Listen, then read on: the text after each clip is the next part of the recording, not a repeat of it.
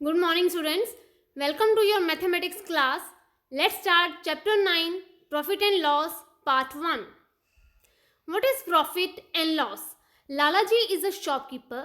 He buys his goods either from the factory directly or from the wholesaler. Lalaji एक shopkeeper हैं, वो या तो अपनी गुड्स बाय करेगा फ्रॉम द फैक्ट्री और डायरेक्टली फ्रॉम द होलसेलर या फिर होलसेलर से बाय करेगा, right? He then tries to sell each of goods or items at a higher price to earn money. बाद में शॉपकीपर क्या करते हैं? हायर प्राइस के ऊपर मनी अर्न करने के लिए उनको सेल कर देते हैं, right?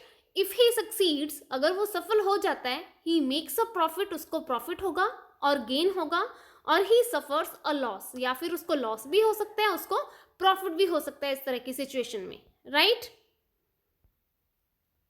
Important terms, cost price, the price of anything a person buys, ऐसी चीज जो पर्सन बाय करता है, राइट? तो वो जो प्राइस है वो कौन सा प्राइस होता है? Cost price. अगर हम कोई भी चीज बाय करेंगे तो वो प्राइस कॉस्ट प्राइस होता है, मीन्स हम किसी चीज को खरीद रहे हैं, right? Selling price, the price at which an item is sold, जिस प्राइस के ऊपर आइटम जो है उसको सोल्ड किया जाए, बेचा जाए, वो कौन सी प्राइस होती है? Selling price. Next one is profit, it is denoted by P, the money gained while buying और सेलिंग। अगर हम कुछ खरीद रहे हैं या उसको बेच रहे हैं तो जो हमें मुनाफा होता है उसको क्या बोलते हैं? प्रॉफिट। सिमिलरली लॉस क्या होता है? उसका ऑपोजिट होता है the money lost while buying और सेलिंग। खरीदते हुए या बेचते हुए जो हमें लॉस्ट हो रहा है वो होता है loss, right?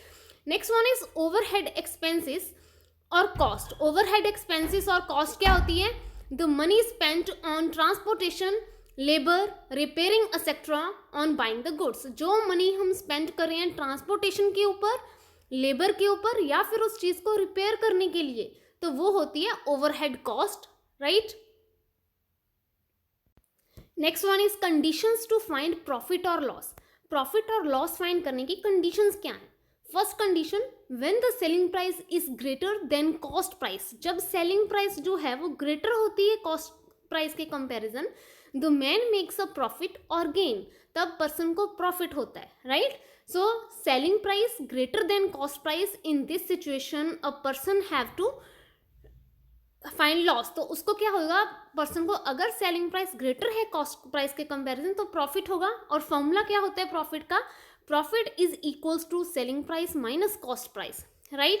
Second is when the selling price is less than cost price. अगर सेलिंग प्राइस लेस है कॉस्ट प्राइस के comparison, the man suffers a loss, तब उस पर्सन को लॉस होगा, राइट? सो लॉस का फॉर्मूला क्या होता है? CP minus SP, right? Next one is profit और लॉस परसेंटेज। प्रॉफिट परसेंट और लॉस परसेंट कैसे फाइंड करेंगे? Profit percent that is equals to profit upon CP multiply 100। तो हमें हमारे पास क्या होना चाहिए? प्रॉफिट परसेंट फाइंड करने के लिए प्रॉफिट की वैल्यू होनी चाहिए, सीपी होना चाहिए, तो दोनों को फिल कर देंगे, इंटू 100 लगाएंगे तो क्या आ जाएगा? Profit percent. Similarly loss percent that is equals to loss upon CP multiply 100, right? Third is transportation charges, labor charges, etc. are all called overhead expenses. जो ट्रांसपोर्टेशन चार्जेस हैं, लेबर चार्जेस हैं, या फिर रिपेयर चार्जेस जो होते हैं वो किसके अंडर आते हैं? ओवरहेड एक्सपेंसेस वो होते हैं, and they are always added to the cost price to get the total cost price. तो और वो सारे के सारे एक्सपेंसेस वो किस में ऐड होते हैं? कॉस्ट प्राइस में ऐड होते हैं, हमें टोटल कॉस्ट प्राइस प्रोवाइड करने के लिए। So total cost price that is equals to जो नॉर्मल कॉस्ट प्राइस होती है, जितने की उसने चीज़ बाय करी, प्लस उसमें जो ओवरहेड एक्सपेंसेस उसके ऊपर जो उसको खर्चा आया वो भी उसमें ऐड हो जाता है, right? Next one is profit.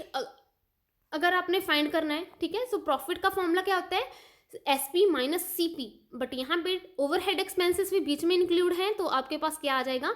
SP minus total cost price, and loss equals to total CP minus SP, right?